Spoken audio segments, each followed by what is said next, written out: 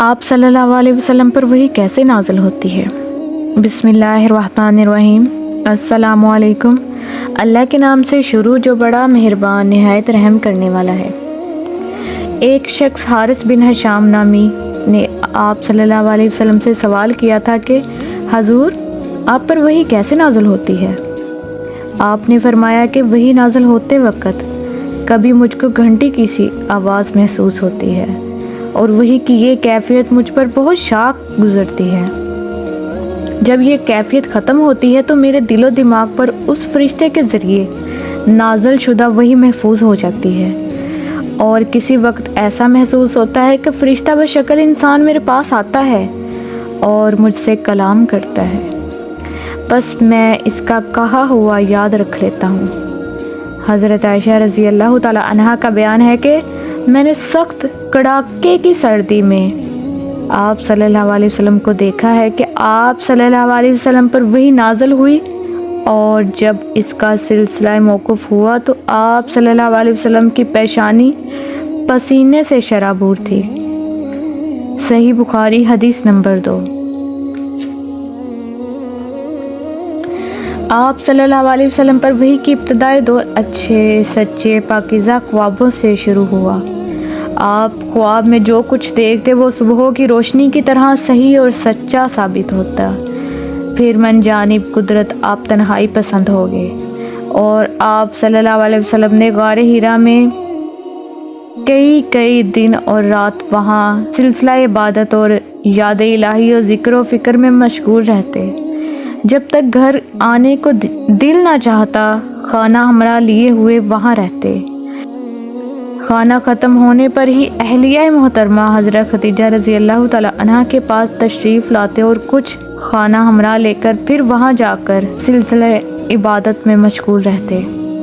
یہی طریقہ جاری رہا یہاں تک کہ آپ پر حق منکشف ہو گیا اور آپ غار حرا میں قیام پذیر تھے کہ اچانک حضرت جبرائیل علیہ السلام آپ کے پاس حاضر ہوئے اور کہنے لگے، اے محمد پڑھو۔ آپ فرماتے ہیں میں نے کہا کہ میں پڑھنا نہیں جانتا۔ آپ صلی اللہ علیہ وسلم فرماتے ہیں کہ فرشتے نے مجھے پکڑ کر اتنے زور سے بھینچا کہ میری طاقت جواب دے گئی، پھر مجھے چھوڑ کر کہا پڑھو۔ میں نے پھر وہی جواب دیا کہ میں پڑھا ہوا نہیں ہوں۔ اس فرشتے نے مجھ کو نہایت ہی زور سے بھینچا کہ مجھ کو سخت تکلیف محسوس ہوئی، پھر اس نے کہا کہ پڑھ۔ میں نے کہا کہ میں پڑھا ہوا نہیں ہوں۔ فرشتے نے تیسری بار مجھ کو پکڑا اور تیسری بار پھر مجھ کو بھینچا، پھر مجھے چھوڑ دیا اور کہنے لگا کہ پڑھو اپنے رب کے نام کی مدد سے جس نے پیدا کیا اور انسان کو خون کی پٹکی سے بنایا، پڑھو اور آپ کا رب بہت ہی مہربانیاں کرنے والا ہے۔ بس یہی آیتیں آپ حضرت جبرائیل علیہ السلام سے سن کر اس حال میں غار حرا سے واپس ہوئے کہ آپ کا دل اس انوکھے واقعے سے کانپ رہا تھا۔ آپ حضرت خدیجہ کے ہاں تشریف لائے اور فرمایا مجھے کمبل اوڑھا دو، مجھے کمبل اوڑھا دو۔ لوگوں نے آپ کو کمبل اوڑھا دیا۔ جب آپ کا ڈر جاتا رہا تو آپ نے اپنی زوجہ محترمہ حضرت خدیجہ رضی اللہ تعالی عنہا کو تفصیل کے ساتھ یہ واقعہ سنایا اور فرمانے لگے، مجھ کو اپنی جان کا خوف ہو گیا ہے۔ آپ کی اہلیہ محترمہ حضرت خدیجہ رضی اللہ تعالی عنہا نے آپ ڈھارس بندھائی اور کہا کہ آپ کا خیال صحیح نہیں، خدا کی قسم آپ کو اللہ کبھی رسوا نہیں کرے گا، آپ تو اخلاق فاضلہ کے مالک ہیں، آپ تو کنبہ پرور ہیں، بے کسوں کا بوجھ اپنے سر پر رکھ لیتے ہیں، مفلسوں کے لیے آپ کماتے ہیں، مہمان نوازی میں آپ بے مثال ہیں، اور مشکل وقت میں آپ امر حق کا ساتھ دیتے ہیں۔ ایسے اوصاف حسنہ والا انسان یوں بے وقت ذلت و خواری کی موت نہیں پا سکتا۔ پھر مزید تسلی کے لیے حضرت خدیجہ رضی اللہ تعالی عنہا آپ صلی اللہ علیہ وسلم کو ورقہ بن نوفل کے پاس لے گئے، جو ان کے چچا زاد بھائی تھے۔